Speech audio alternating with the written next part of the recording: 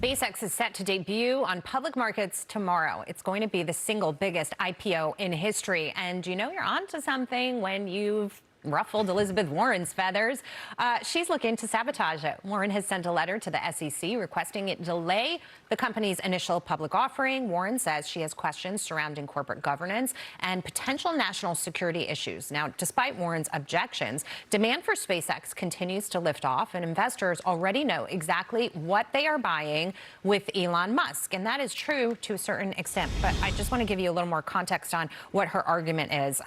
Three principal concerns here. Concerns about target valuation. She's saying it's unsupported by the financials. Then she brings up the corporate governance, says the power is concentrated with Elon Musk, and that a major stock index providers have altered their rules in ways that could compel passive investors to buy SpaceX stock with no say in the matter. Kevin, what do you make of what she's laying out? Plus, what's really happening?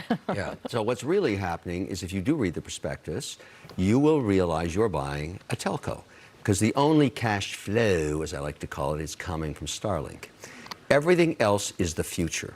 Now, if you're going to bet on the future with anybody on Earth right now, it's got to be Elon Musk. So what she's complaining about is the massive distance between the telco valuation of cash flows from Starlink versus everything else, which is losing money, everything.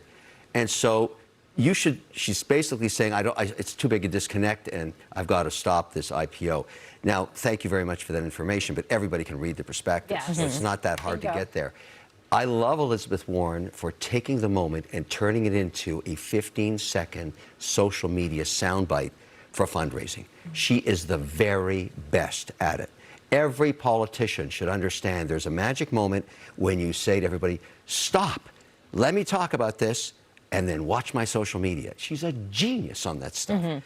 She caught the whole world with this thing. It's fantastic. Now, does it have merit? I don't think so. But everybody could read the prospectus, and they will. Demand's insatiable for this stuff. Taylor, you're excited about it. You've been excited. I have. Okay, so I spoke with Oswath Damodaran, Dean of Valuation, we call him, NYU Stern Business School. And he says he likes this thing more at 1.3 trillion. He doesn't love it at 1.8. If it goes to 1.3, he'll be starting to think about it. So that's sort of that's his valuation on what he's thought about this. I got chills this morning. I was watching Elon Musk's interview back in like 2006 and then 2008. 2006 when they asked if he needed to raise outside capital, and he said, we'd love to, but I'm also willing to fund this thing myself. And then 2008 when that thing almost went bankrupt. And then thankfully that third rocket took off, and now he is who he is. That was 20 years ago. This has been 20 years of a dream and a vision, literally blood, sweat, and tears in the making. And I think that's why I'm excited, because this is such an American success story. Whether we like the 1.8 trillion valuation or not, I'm with Kevin. Read the prospectus, decide for yourself based on your own risk tolerance. But it's like underneath that is what gets me. Here's some fun chart of the day. Oh, you know, we had a chart of the day, but it wasn't pretty for TV, so I'm going to put it out on social, That's Brian. never stopped you before. I know, but this time they said it wasn't really pretty enough for you. That means it was really bad. Really bad. Now I want to see it. But I'll verbalize it. Basically, Vanda Research, which tracks retail traders, showed that some of the big declines that we've seen has not been met by the dip buying. So retail investors have been selling, and the net cash to work, negative. They're speculating retail's holding their cash to put to work on Friday.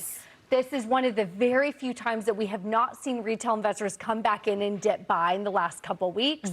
Again, their research saying they're holding off and waiting for this thing on Friday. So again, just more fun food for thought. But before that, you raise a really interesting point, because it turns out it's not just the venture capitalists out there that are looking to sort of rake it in from this IPO, but you've got 4,000 company employees that are set to become multi-millionaires off this. We are not just talking about, you know, staffers, engineers, scientists. Reports that even some cafeteria staff took equity instead of bigger paychecks at one point.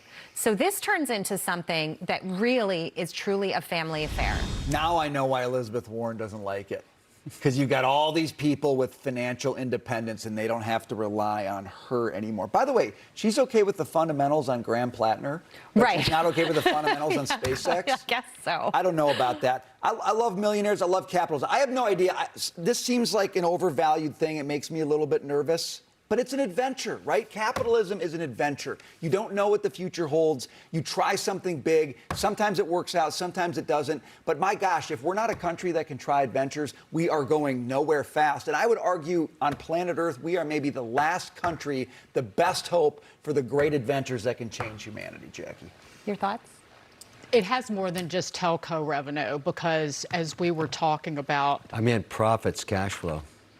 you said revenue. You Okay, said I'm cash sorry. flow. Come on, Kevin. So SpaceX, Let me Step it up a little bit. Cash SpaceX, flow. SpaceX has taken, and like it or not, SpaceX has, and we talked about it, has leased out GPUs to both Anthropic and Google, even though Google doesn't use it, it created its own chips and assets. It doesn't even use GPUs, but it is. And that is, and this is kind of, I don't want to say odd, but rather than just, creating their own frontier models, they're just leasing out the AI capacity that they've built. It's like if you're a cell phone company and you're leasing spectrum and actually not building out a cell phone business. But combined, it's $26 billion in annualized contracted revenue. So annualized for a company that did $18.7 billion in total revenue for all of 2025. So with those contracts, they topped their annual revenue for last year. Yeah, the cash is coming from Starlink. That's where it's coming from. You're right. In the last 60 days, they added those two things. But we all agree that's not what you're buying in this deal. You're buying the future. I gotta go. We'll be right back. To the moon.